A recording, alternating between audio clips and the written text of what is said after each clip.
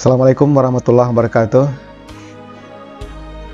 Ketemu lagi ya Ananda semua, bro yang lagi sibuk diskusi. Pada hari ini kita melihat bagaimana membiasakan akhlak terpuji.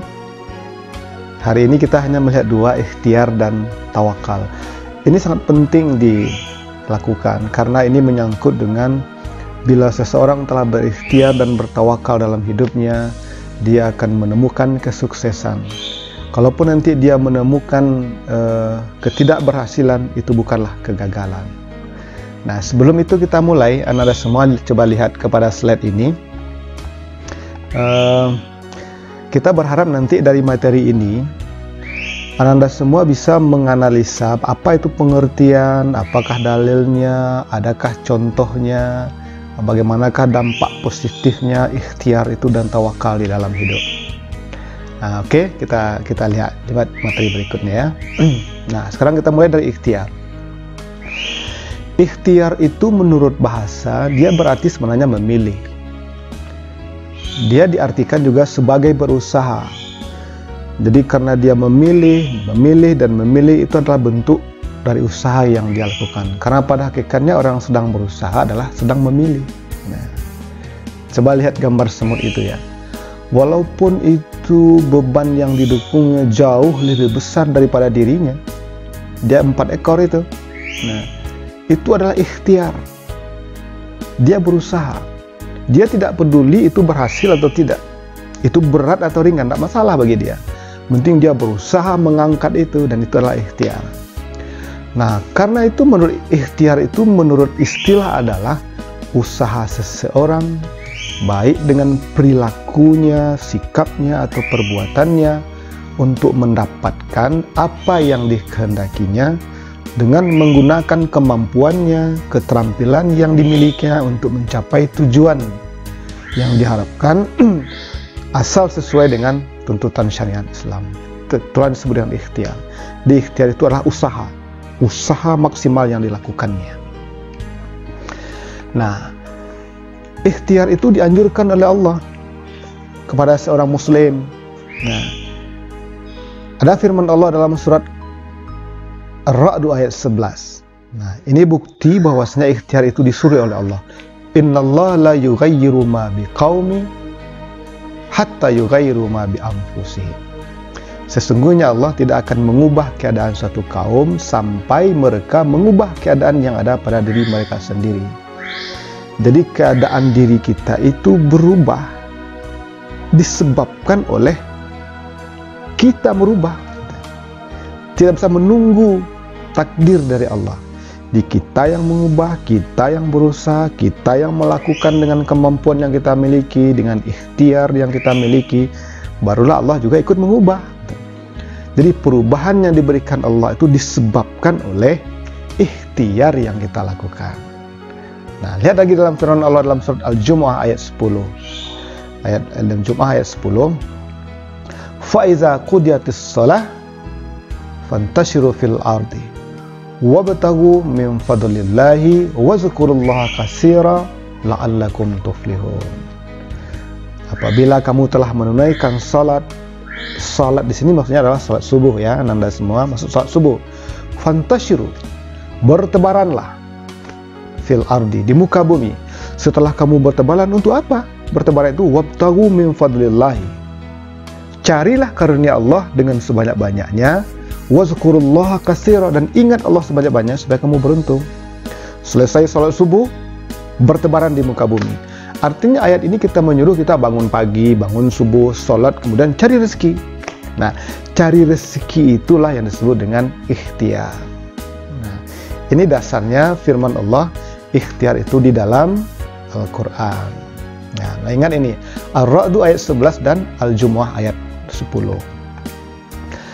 Bagaimana bentuk dan contoh perilaku berikhtiar itu? Nah, hampir ya Anda semuanya, sejak kita mulai bangun sampai tidur lagi malam ini semuanya ada ikhtiar. Bekerja keras, tidak menggantungkan nasibnya pada orang lain, itu ikhtiar. Rajin belajar walaupun tidak ada tugas dari guru, itu ikhtiar. Ikhtiar untuk apa? Agar kita cerdas, agar kita pandai, agar kita terampil gitu. Tidak mudah putus asa bila menghadapi kesulitan, semangat dalam melakukan pekerjaan, pandai memanfaatkan waktu senggang untuk kegiatan yang positif, itu ikhtiar. Nah, jadi masa depanmu ditentukan oleh seberapa besar dan seriusnya ikhtiarmu. Nah, lalu kata kuncinya adalah sebagai seorang muslim diwajibkan senantiasa berikhtiar sekuat tenaga dan sekemampuannya, tidak asal-asalan. Nah, setelah dia berikhtiar baru dia menyerahkan segala usahanya kepada Allah. Jadi Allah menjadi sandaran baginya. Nah, kenapa? Sebabnya adalah kuat dan lemahnya seseorang tergantung siapa sandarannya. Coba Anda lihat itu, gambar itu. Seorang nelayan, dia mengacungkan kayunya ke air. Nah, sandarannya adalah air, kayu kecil itu. Bila kayunya semakin lemah, turut akan membawa dia jatuh ke bawah karena sandarannya lemah. Nah, begitulah contohnya orang yang dalam kehidupan bila dia menyandar kepada selain Allah. Karena sandaran yang kuat itu adalah Allah. Nah, oke, Anda semua. Nah, sekarang apa sih dampak positif perilaku suka berikhtiar itu? Nah, menghilangkan rasa malas, murung, keluh kesah. Nah, orang malas itu kan tidak berikhtiar. Menumbuhkan harapan baru dalam hidupnya. Dia selalu punya harapan karena selalu berusaha. Setiap orang berusaha pasti ada harapan. Meninggikan derajatnya di hadapan manusia dan Allah. Ada kepuasan batinnya, terhormat dalam pandangan Allah dan pandangan manusia. Menumbuhkan dan meningkatkan imannya, rasa percaya dirinya, dan memiliki keyakinan bahwa pasti Allah akan menolong dia karena dia berikhtiar. Jadi kesimpulannya, berikhtiar itu hukumnya wajib dengan segala kemampuan yang dia miliki. Nah, itu. Nah, lalu yang kedua adalah tawakal. Tawakal sih sering kita mendengar, apa sih? Bertawakallah, bertawakallah. Apa sih artinya tawakal? Nah, tawakal itu berarti berserah diri sepenuhnya kepada Allah dalam menghadapi atau menunggu hasil sebuah pekerjaan. Jadi setelah kita berikhtiar, hasilnya kita serahkan kepada Allah. Mau berhasilkah, mau belum berhasilkah, atau bagaimana, kita serahkan kepada Allah. Bagaimana menyerahkannya kepada Allah? Berserah diri kepada Allah dengan melaksanakan ibadah, berdoa, sujud kepada Allah. Itulah pengertian tawakal. Dia berserah diri sepenuhnya kepada Allah dalam menghadapi atau menunggu hasil sebuah pekerjaan. Itu dia tawakal. Nah, bertawakal itu juga ada dasarnya dalam Al-Quran loh, anak-anak semua ya, anak-anak semua. Pertama, surat Al-Maidah ayat 23. Qala rajulani minal ladzina yakhafuna an'amallahu alaihima udkhulu alaihimul baba fa iza dakhaltumuhu fa innakum ghalibun wa 'alallahi fatawakkalu in kuntum mu'minin.